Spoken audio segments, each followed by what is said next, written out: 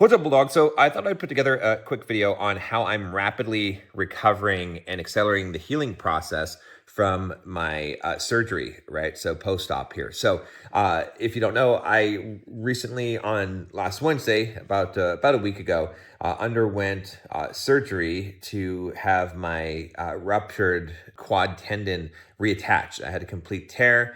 Complete rupture of the tendon, and so I had to have that surgically reattached. I'm already at less than a week walking. I've got a cane, so I'm not.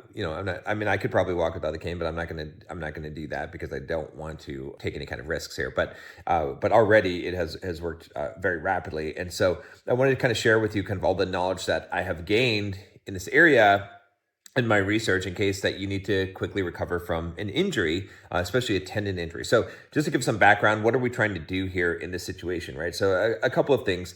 So one, we really need a lot of collagen synthesis in order to repair the surrounding tissue and also the tendon, right? It's different than muscle building or muscle repair, right? Because tendons are made out of collagen, not the same as muscles. It's a different process here, right? So one of the first things that I did was I actually lowered my TRT dosage. So I was taking about, I think it was about 160, 170 milligrams of testosterone per week, doing 10 unit injections daily.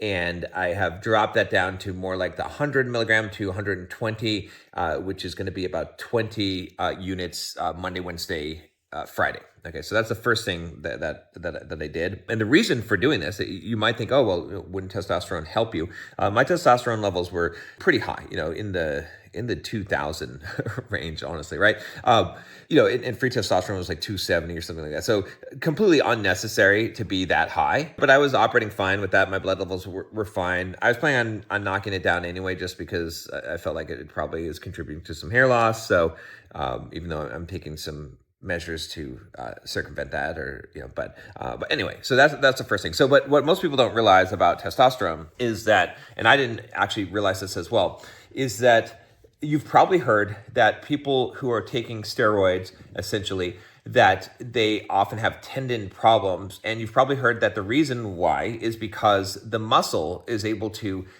gain strength faster than the tendon, right? So there's truth to that. And that's what I had always heard. And so I thought, okay, well, I'm not lifting crazy heavy, right?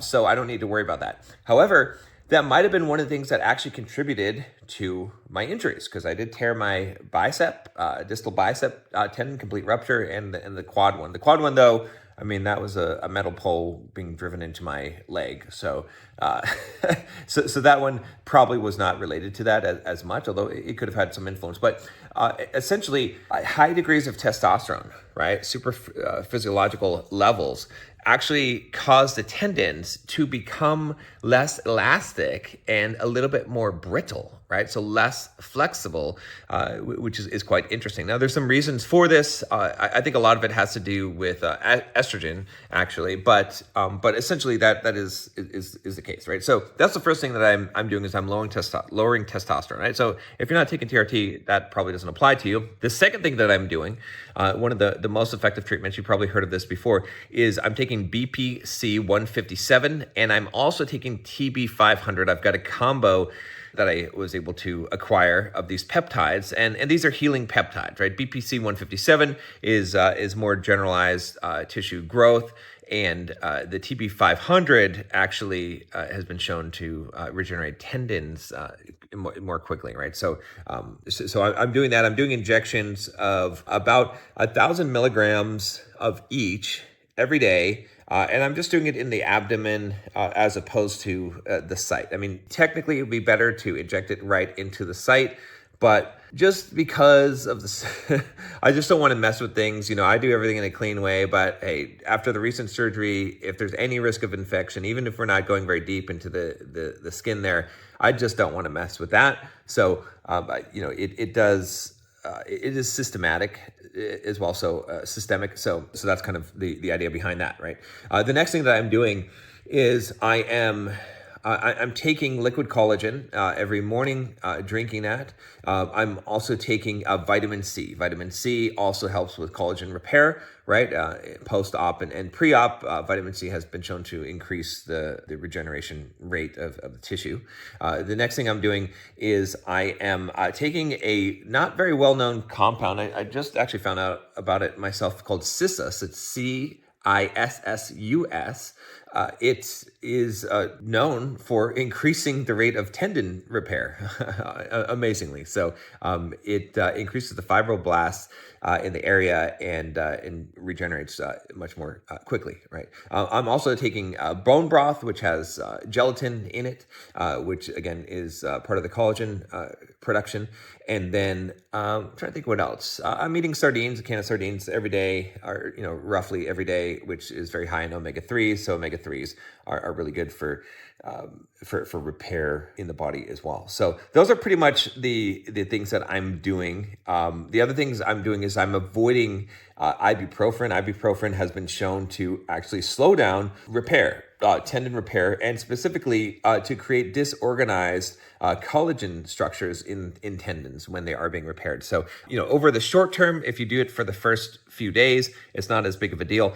But over weeks following the injury and the repair, you can have some pretty bad effects of weakened tendons if you take ibuprofen, right? So very important just in general to watch it with the ibuprofen on any kind of injury because it will slow down recovery. And also, if you take ibuprofen after a workout, it will actually, in some cases, nullify the effects of that workout. So you want to be careful with that stuff, right? So that's pretty much the protocol. I'm trying to think if there's anything else that I'm doing. Obviously putting weight on it, which does help accelerate that process as well. Very controlled manner, right? So I'm not putting my full weight on it. Like I said, I'm walking with a cane. I'm in a full lock brace, so I'm not able to extend the knee at all. No flexation of the knee, which is I think is important as well.